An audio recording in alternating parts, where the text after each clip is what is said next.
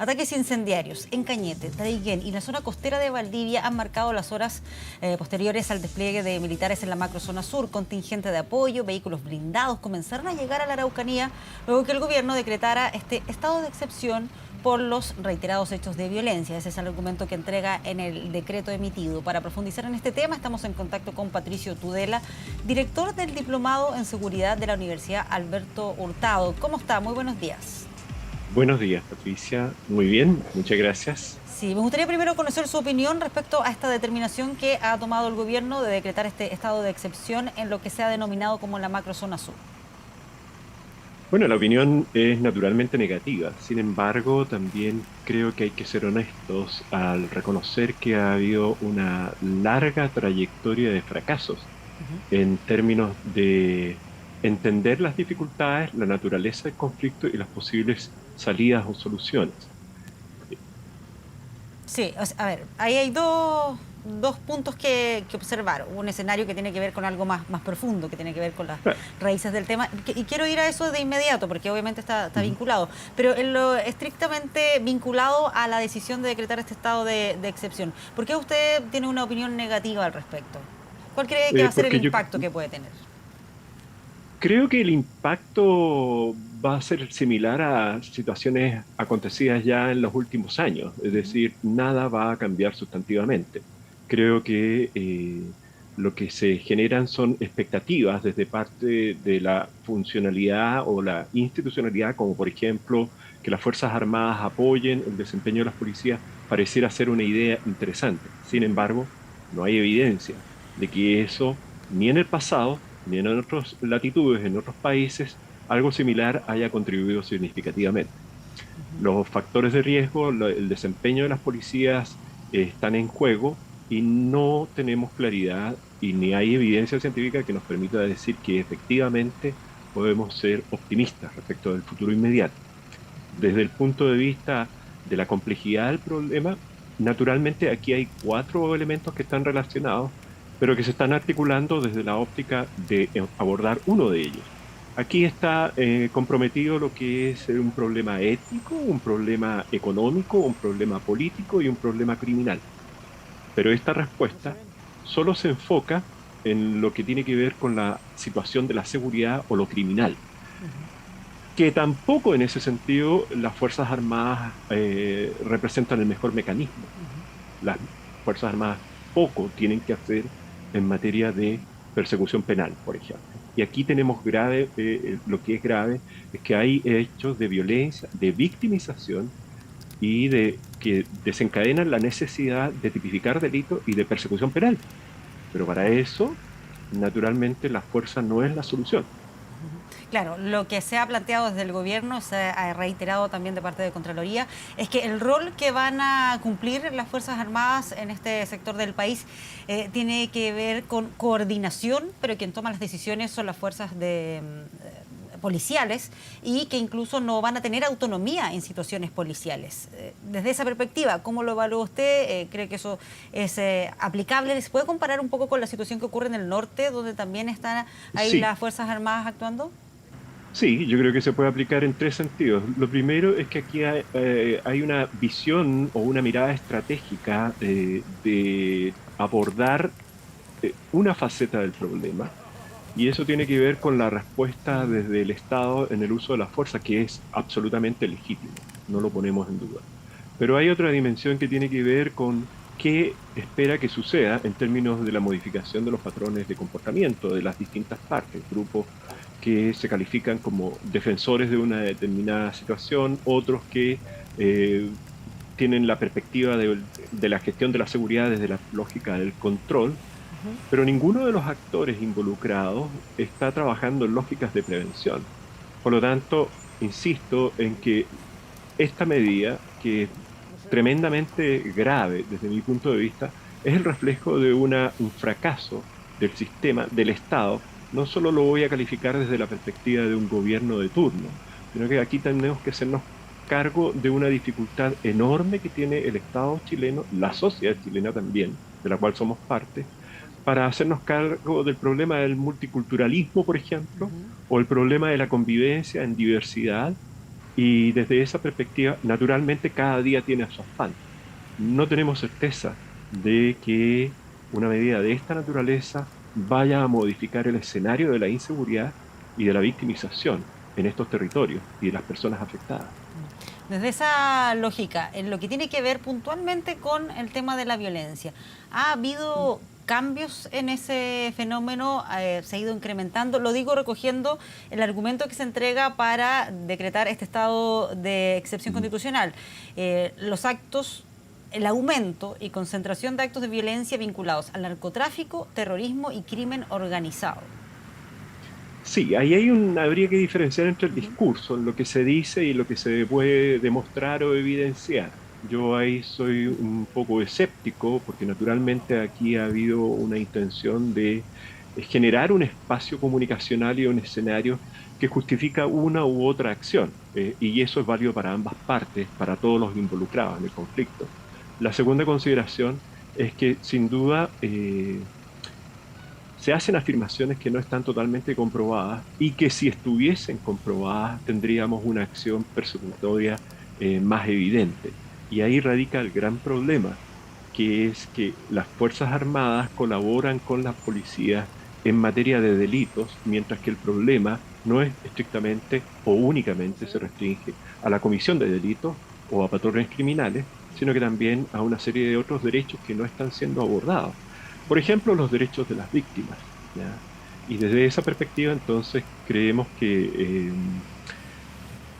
si a una medida de esta naturaleza se le acompañan algo que son clave, que son los derechos de las víctimas y también lo que son los mecanismos de supervisión y de responsabilización, porque aquí nos está diciendo, aquí nos está entregando un cheque en blanco como para que una u otra autoridad o institución tenga la justificación legal, porque la ley no establece aquello, como para incursionar en procedimientos o en actuaciones que lesionan a las personas desde todos los puntos de vista.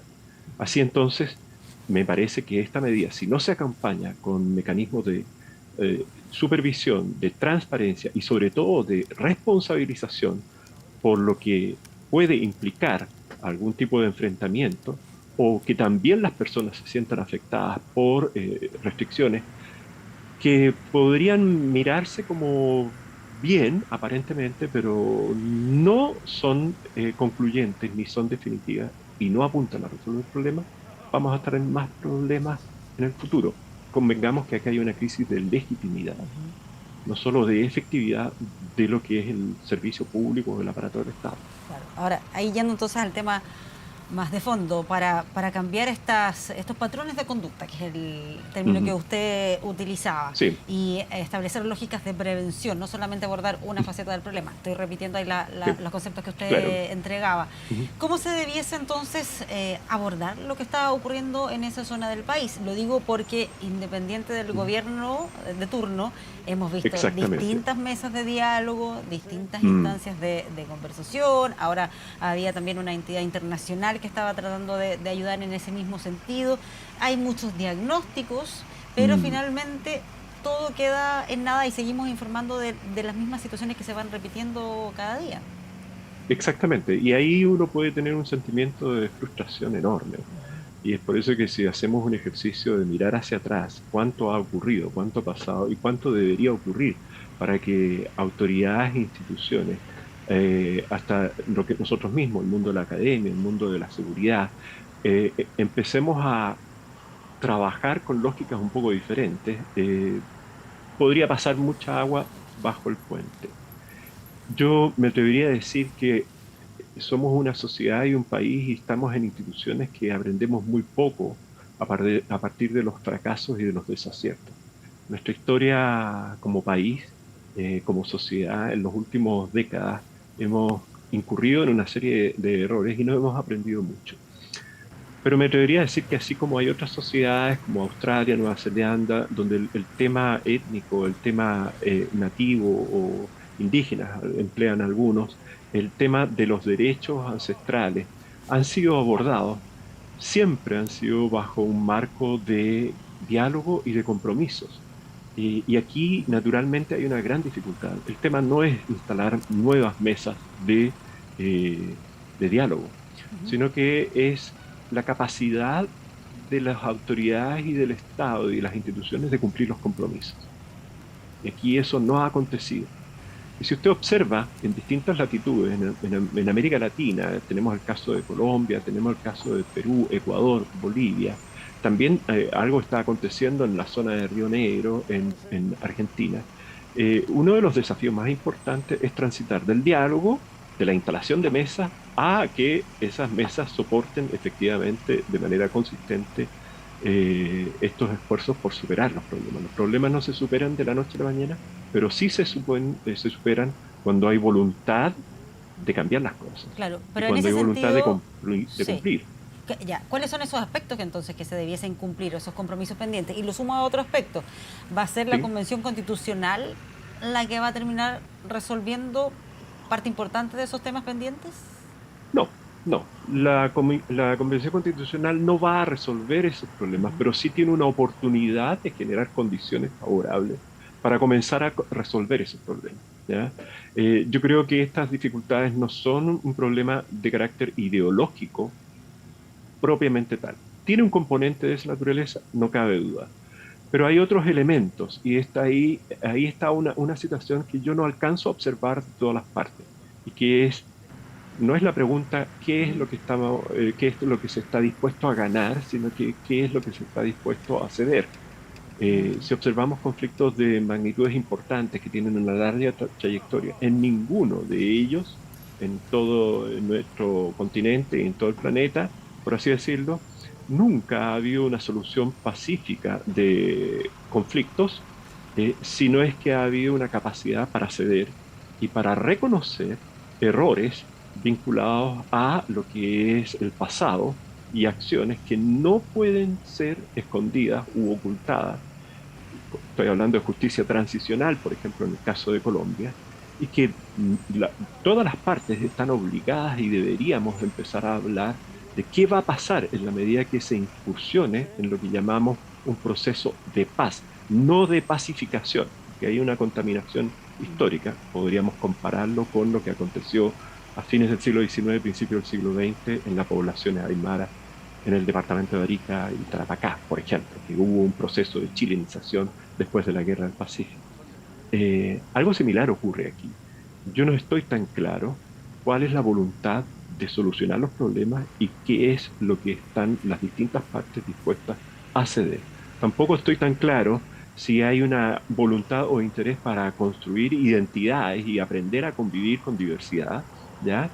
Está el tema de las memorias colectivas, que hay un ejercicio de reconstrucción y de reinterpretación del pasado bastante complejo, que tiene que ver con la posverdad y con cierto direccionamiento. Y por otro lado, hay un tema de reconocimiento de oportunidades y de cuáles son los derechos políticos y las libertades de las personas en una sociedad que debe reconocerse a sí misma como muy diferente, muy diversa. Aquí Muy tenemos bien. una cuota importante de intolerancia en ese sentido. Sí. Patricio Tudela, director del Diplomado en Seguridad de la Universidad Alberto Hurtado, muchas gracias por conversar con nosotros sobre este tema. Que esté Solo muy bien. agregar un ¿Sí? pequeño detalle, si me permite, Patricia. Creo que la academia y los analistas estamos en deuda respecto de estas materias. Eso nada. Muy bien. Patricio Tudela, muchas gracias por este análisis. Que esté muy bien. Buenos días. Buenos días.